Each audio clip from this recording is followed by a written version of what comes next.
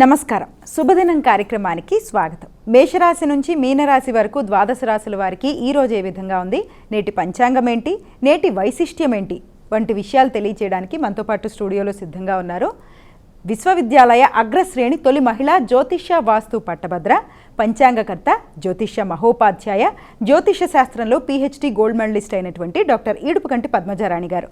వారితో మాట్లాడదాం. ద్వాదశ రాశుల వారికి ఈ రోజు ఏ విధంగా ఉందో అడిగి తెలుసుకుందాం. అమ్మా నమస్తే. నమస్కారం. నేటి పంచాంగం. అమ్మా నేటి పంచాంగాన్ని ప్రేక్షకులకు తెలియజేస్తారా? 4-10-2024 శ్రీ క్రోధినామ సంవత్సర దక్షిణాయనం ఆశ్వయుజ మాసం శుక్లపక్షం శుక్రవారం. సూర్యోదయం ఉదయం 6:07, సూర్యాస్తమయం సాయంత్రం 6:02, తిథి విదియ రాత్రి తెల్లవారుజామున 5:30, నక్షత్రం చిత్త సాయంత్రం 6:38 వరకు, యోగాలు వైద్యుతి రాత్రి తెల్లవారుజామున 5:22, కరణము బాలవ సాయంత్రం 4:15 వరకు, కరణము కౌలవ రాత్రి తెల్లవారుజామున 5:30 వరకు, రాహుకాలం ఉదయం 10:35 నుంచి 12:05 వరకు, గుళిక కాలం ఉదయం 7:36 నుంచి 9:06 వరకు, యమగండం మధ్యాహ్నం 3:03 నుంచి 4:33 వరకు, అభిజిత్ ముహూర్తం మధ్యాహ్నం 11:41 నుంచి 12:28 వరకు, దుర్ముహూర్తం ఉదయం 8:30 నుంచి 9:18 వరకు, మరలా మధ్యాహ్నం 12:28 నుంచి 1:16 వరకు, అమృతకాలం మధ్యాహ్నం 11:24 నుంచి 1:13 వరకు, వర్జన్ రాత్రి తెల్లవారుజామున 20:55 నుంచి 2:42 వరకు. నేటి రాశి ఫలాలు. అమ్మ ద్వాదశ రాశుల వారికి ఈ రోజు ఏ విధంగా ఉందో తెలియజేస్తారా? తప్పకుండా. మేషరాశి.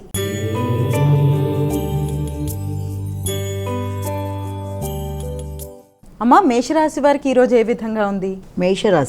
మేషరాశిలోకి వచ్చే నక్షత్రాలు అశ్వని, భరణి, కృత్తిక 1వ పాదం. మేషరాశి వారికి ఈ రోజున కార్యక్రమాలన్నీ కూడా చాలా వరకు అనుకూలంగా ఉంటాయి. ఆశించిన ఫలితాలు పొందుతారు. ఆశించిన విషయాల్లో విజయాన్ని సాధిస్తారు. వ్యక్తుల సహకారం ఉంటుంది. నూతన పరిచయాలు ఉపయుక్తంగా ఉంటాయి. సంఘంలో గుర్తింపు, గౌరవం ఉంటుంది. పరిచయాలను ఉపయోగించుకొని మంచి స్థాయిలోకి ఎదగడానికి చేసే ప్రయత్నాలు చాలా వరకు అనుకూలంగా ఉంటాయి. వృషభ రాశి.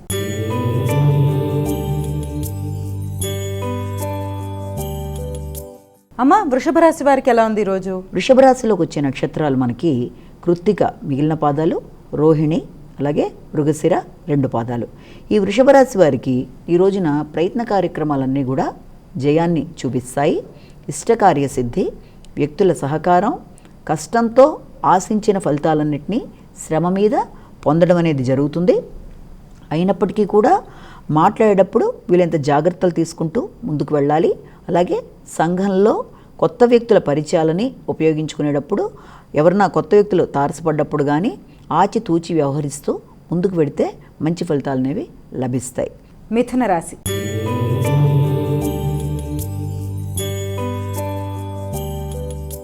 అమ్మ మిథున రాశి వారికి ఎలా ఉంది ఈరోజు? మిథున రాశిలోకి వచ్చే నక్షత్రాలు మనకి మృగశిర 2 పాదాలు, అలాగే ఆర్ద్ర 4 పాదాలు, దాంతోపాటుగా పునర్వసు 3 పాదాలు. ఈ మిథున రాశి వాళ్ళకి ఈ రోజున ఆలోచనలలో ప్రశాంతత తక్కువగా ఉంటుంది. కొత్త వాటి మీద ఏదన్నా పెట్టుబడులు పెట్టడానికి చేసే ప్రయత్నాలు, అంటే ధనాన్ని కొన్నిటి మీద ఏదైనా బెట్టింగుల్లో అలాంటి పనులు చేయడానికి దూరంగా ఉండడం చాలా మంచిది.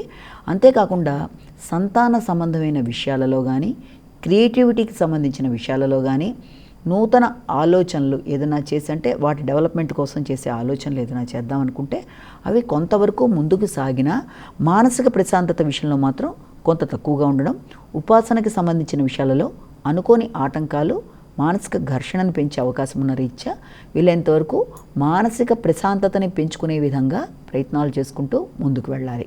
కర్కాటక రాశి.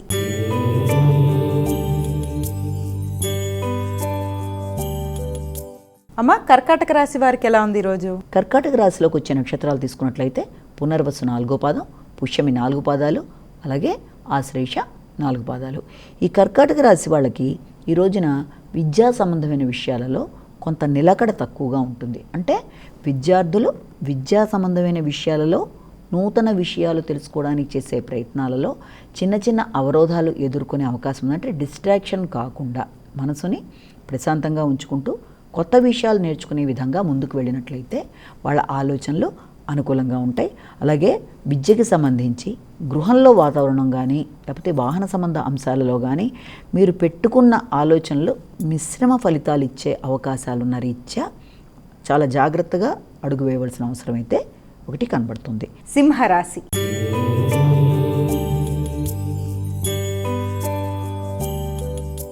అమ్మ, సింహరాశి వారికి ఎలా ఉంది ఈరోజు? సింహరాశిలోకి వచ్చే నక్షత్రాలు తీసుకున్నట్లయితే మనం మఖ, పుబ్బ, ఉత్తర, 1వ పాదం. ఈ సింహరాశి వారికి ఈ రోజున మిత్రులతో కలిసి నూతన ఆలోచనలు, సామర్థ్యాన్ని పెంచుకునే దిశగా ప్రయత్నాలు చేయడం, నూతన విషయాలలో గౌరవాన్ని పెంచుకుంటూ ఆ దిశగా ముందుకు వెళ్ళడం, చేస్తున్న విషయాలలో నూతన నిర్ణయాలు మీ యొక్క అభివృద్ధిని పెంచే విధంగా ఉండేట్టుగా మీరు ప్రణాళికలు ఏర్పరచుకొని ఆ లక్ష్య సాధన దిశగా మీరు ముందుకు వెళ్ళడానికి చేసే ప్రయత్నాల్లో మిత్రులు, తోబుట్టుల సహకారం అనేది ఈ రోజున మీకు ఏర్పడే అవకాశం ఉంది. చిన్నపాటి ప్రయాణాలు కూడా చేస్తారు. కన్యా రాశి.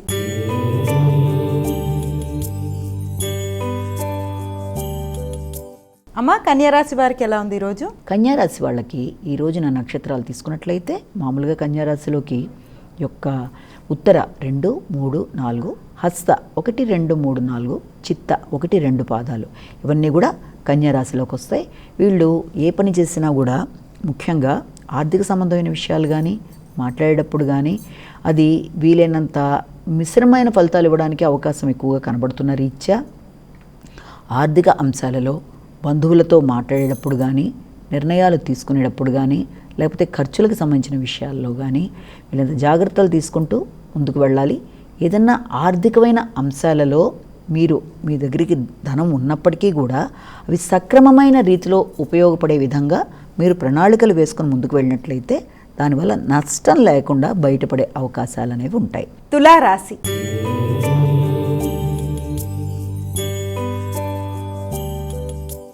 అమ్మ, తులారాశి వారికి ఎలా ఉంది ఈరోజు? తులారాశిలోకి వచ్చే నక్షత్రాలు తీసుకున్నట్లయితే చిత్త 3, 4 పాదాలు, స్వాతి 4 పాదాలు, విశాఖ 1, 2, 3 పాదాలు. ఈ యొక్క తులారాశి వారికి ఈ రోజున ఆలోచనలు చాలా స్థిరంగా ఉంటాయి. నూతన నిర్ణయాలు తీసుకుంటారు. ఏర్పరచుకున్న ప్రణాళిక దిశగా ప్రయత్నాలు చేస్తూ ప్రయాణం చేయడానికి ప్రయత్నాలు చేస్తారు.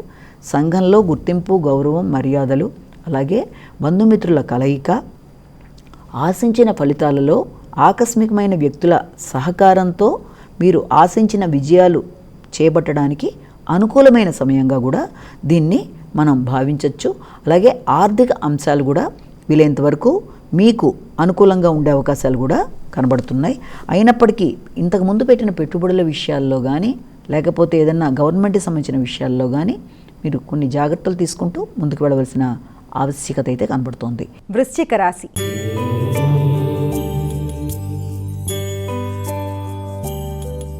అమ్మ, వృశ్చిక రాశి వారికి ఎలా ఉంది ఈరోజు? వృశ్చిక రాశిలోకి వచ్చే నక్షత్రాలు తీసుకున్నట్లయితే మనకి ముఖ్యంగా విశాఖ 4వ పాదం, అలాగే అనురాధ 4 పాదాలు, జ్యేష్ఠ 4 పాదాలు ఇవన్నీ కూడా వృశ్చిక రాశిలోకి వస్తాయి.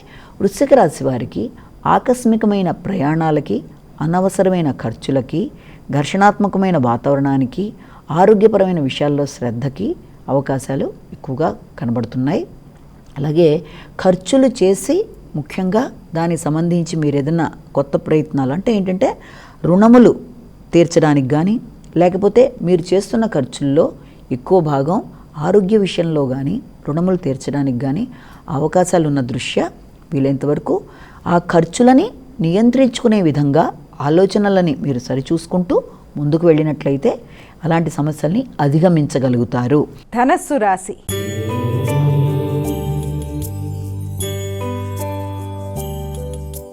అమ్మ, ధనస్సు రాశి వారికి ఎలా ఉంది ఈరోజు? ధనుర్రాశిలోకి వచ్చే నక్షత్రాలు తీసుకుంటే మూల, పూర్వషాఢ, ఉత్తరాషాఢ 1వ పాదం.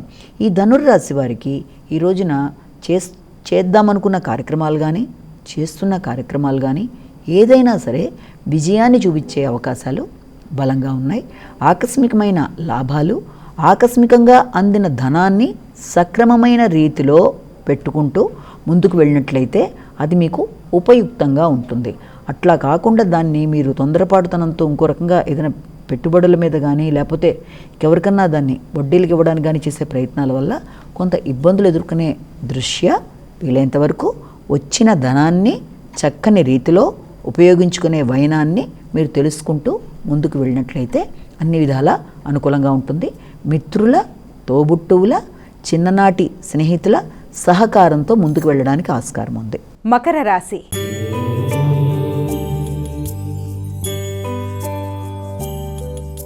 మకర రాశి వారికి ఎలా ఉందమ్మా ఈరోజు? మకర రాశిలోకి వచ్చే నక్షత్రాలు తీసుకున్నట్లయితే ఉత్తరాషాఢ 2, 3, 4, శ్రవణం 1, 2, 3, 4, ధనిష్ట 1, 2 పాదాలు. వీళ్ళకి ఈ రోజున వృత్తిపరమైన శ్రమ బాధ్యతలు అధికంగా ఉన్నప్పటికీ వాటిని అవలీలగా జయిస్తూ ప్రయత్న కార్యక్రమాల్లో జయాన్ని పొందుతూ వృత్తిపరమైన విషయాలలో ఇబ్బందులు ఎదుర్కొంటున్నప్పటికీ కూడా వాటిని మీరు చాలా చక్కగా అధిగమిస్తూ ముందుకు వెళ్ళడానికి ఆస్కారం ఉన్న రోజుగా భావించవచ్చు. అలాగే వ్యాపార వ్యవహారాలలో జీవిత భాగస్వామితో ఏదైనా ముఖ్యమైన కీలక నిర్ణయాలు తీసుకోవడానికి కూలంకషంగా మీరు వాళ్ళతో పాటు చర్చలు జరిపి ఒక నిర్ణయానికి రావడానికి ఆస్కారం ఉన్న రోజుగా మనం ఈ రోజుని భావించవచ్చు. దైవబలంతో అనుకున్న ప్రయత్నాలు చేసుకుంటూ ముందుకు వెడతారు. కుంభరాశి.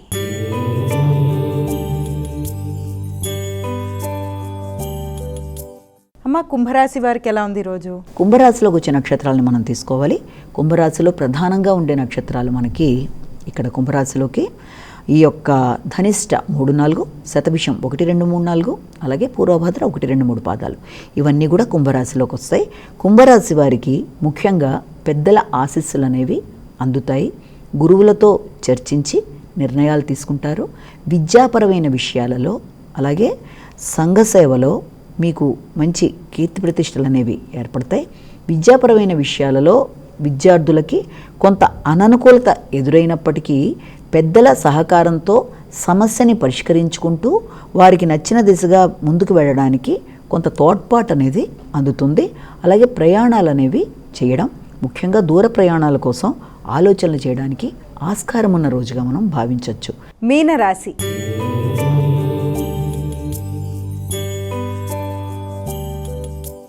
అమ్మ, చివరిదైన మీనరాశికి ఏ విధంగా ఉంది ఈరోజు? ఈ మీనరాశిలోకి వచ్చే నక్షత్రాలు పూర్వభద్ర 4వ పాదం, ఉత్తరాభద్ర 4 పాదాలు, రేవతి 4 పాదాలు. వీళ్ళకి ఈ రోజున ప్రతి విషయంలో కూడా అంటే ముఖ్యంగా అది ఖర్చులు కావచ్చు లేకపోతే ఆరోగ్యపరమైన విషయాల్లో కావచ్చు కొంత ఆచితూచి వ్యవహరించాలి. అంటే ఆకస్మికమైన ఖర్చులు, అనుకోని విమర్శలకి ఆస్కారం ఉన్న రీత్యా విమర్శలకి దూరంగా ఉండడం, కొత్త వ్యక్తులతో జాగ్రత్తగా ప్రవర్తించడం, మధ్యవర్తిత్వాలు మొదలైనవి చేయడానికి దూరంగా ఉండవలసిన పరిస్థితులు. అంతేకాకుండా ముఖ్యమైన పత్రాలు ఏదైనా సైన్ చేసేటప్పుడు జాగ్రత్తగా చూసుకుంటూ ముందుకు వెళ్ళడం, ప్రయాణంలో అసౌకర్యాలు గురయ్యే విధానానికి అవకాశం ఉన్న రీత్యా ప్రయాణంలో ఇబ్బందులను అధిగమించుకుంటూ జాగ్రత్తలు తీసుకుంటూ ముందుకు వెళ్ళడానికి వాళ్ళు ఇది చేసుకోవాలి. అలాగే మీ మాటల వల్ల కుటుంబ వ్యక్తుల మధ్య ఘర్షణాత్మకమైన ధోరణి వచ్చే అవకాశం ఉన్న రీత్యా వీలైనంతవరకు అలాంటి వాటికి దూరంగా ఉంటూ ముందుకు వెళ్ళినట్లయితే వీళ్ళకు కూడా ఈ రోజున చాలా చక్కగా అనుకూలంగా ఉంటుంది. అమ్మ, ద్వాదశ రాశుల వారు వారికి వారే సులభతరంగా చేసుకోగలిగే పరిహారాన్ని తెలియజేస్తారా? తప్పకుండా.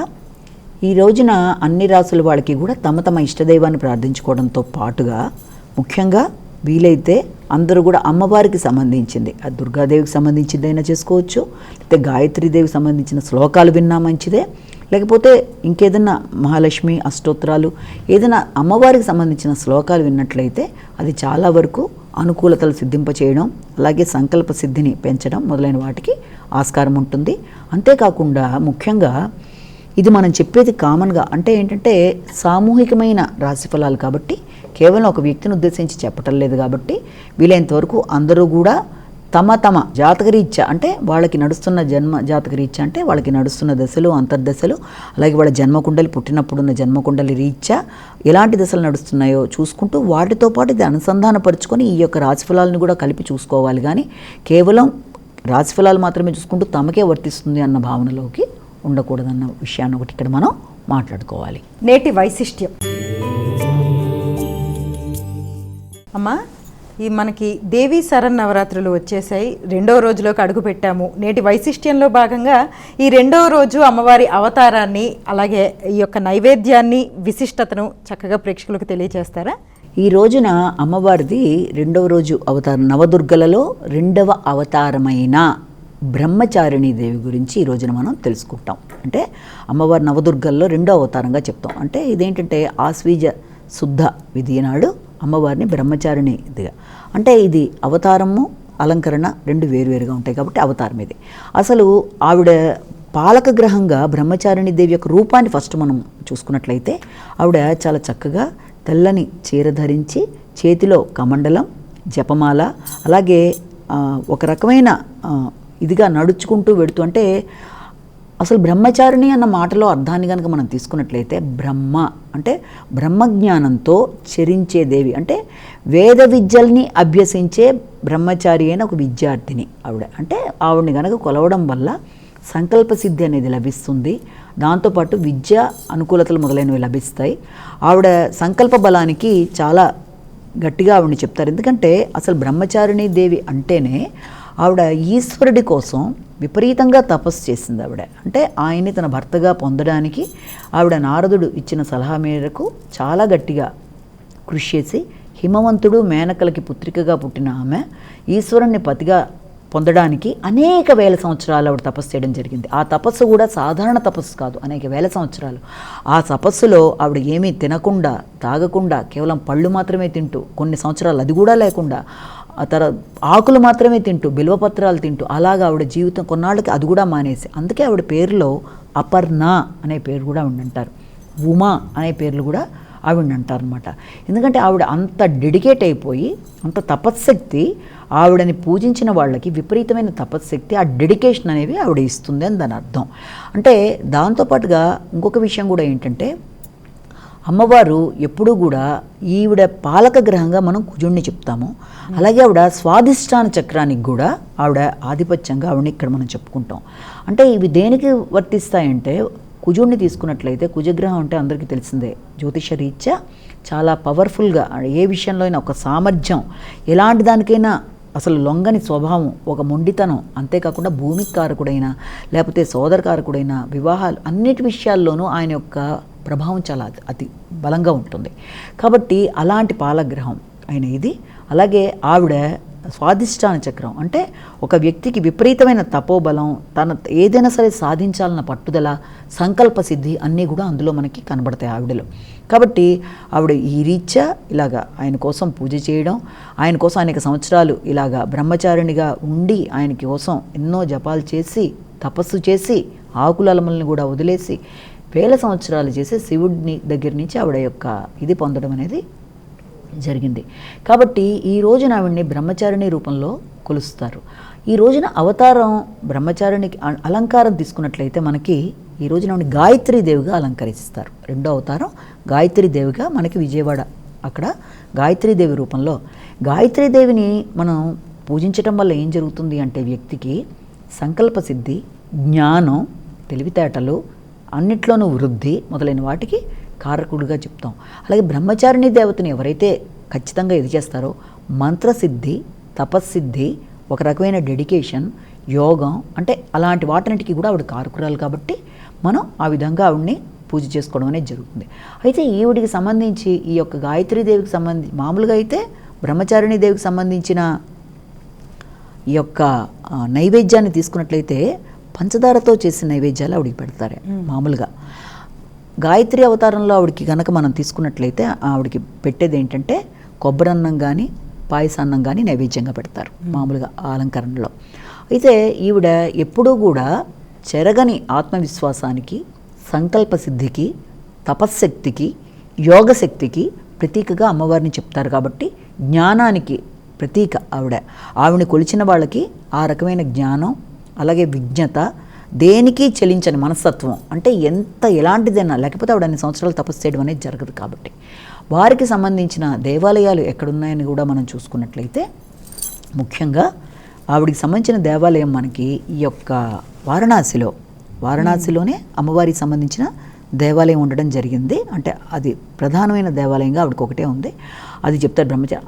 ఆ దేవాలయానికి కూడా భక్తులందరూ కూడా తెల్లవారుజాము నుంచి వరుసగా క్యూల్లో నిలబడడం, అలాగే ఆవిడకి కొబ్బరి నీళ్ళు, పాలు, పంచదార ఇలాంటివి నైవేద్యంగా ఇవ్వడం, ఇవన్నీ చేసి, అంటే వాళ్ళకి ఏంటంటే ఆవిడని కొలవడం బట్టి వైవాహిక జీవితానికి కానీ, విద్యా సంబంధమైన విషయాల్లో కానీ అన్నిట్లోనూ బలం చేకూరడానికి, దీర్ఘాయువు కోసం పంచదార నైవేద్యంగా పెట్టడం, ఇవన్నీ కూడా చేయడం జరుగుతుందన్నమాట.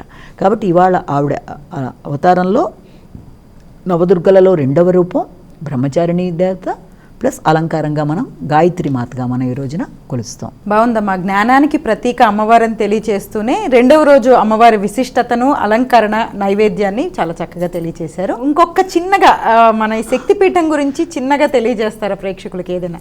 తప్పనిసరిగా ఇక్కడ ఇవన్నీ కూడా ఏంటంటే 18 శక్తిపీఠాలు, 108 శక్తిపీఠాలు, 51 శక్తిపీఠాలు ఇవన్నీ ఉన్నా ఇక్కడ అది ఒక అనిర్వచనీయమైన అనుభూతి. ఒక శక్తిపీఠాన్ని నిజంగా దర్శించగలిగితే అది వ్యక్తికి చాలా ఆరోగ్యపరమైన విషయాల్లో కానీ ఆధ్యాత్మిక విషయాలలో మోక్షప్రదాయిని అంటారు. అంటే ఇప్పుడు చాలామంది నువ్వు చూసుంటావు, జ్యోతిర్లింగ దర్శన లేకపోతే ఈ యొక్క శక్తిపీఠాలు సందర్శిస్తూ ఉంటారు.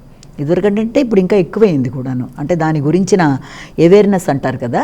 ఎందుకు అంటే ఇదివరకటి మీద ఇప్పుడు అవకాశాలు టూరిజం విషయంలో కావచ్చు, లేకపోతే వ్యక్తులకి ట్రాన్స్పోర్టేషను, టూరిజము, దాంతో వ్యక్తులకు ఉండే కుతూహలం, అంటే దాని గురించి తెలుస్తున్న అంశాల వల్ల ప్రతి వాళ్ళకి తెలుసుకుందాం అనుకున్న అంశంతో ముందుకు పెడుతూ ఉంటారు.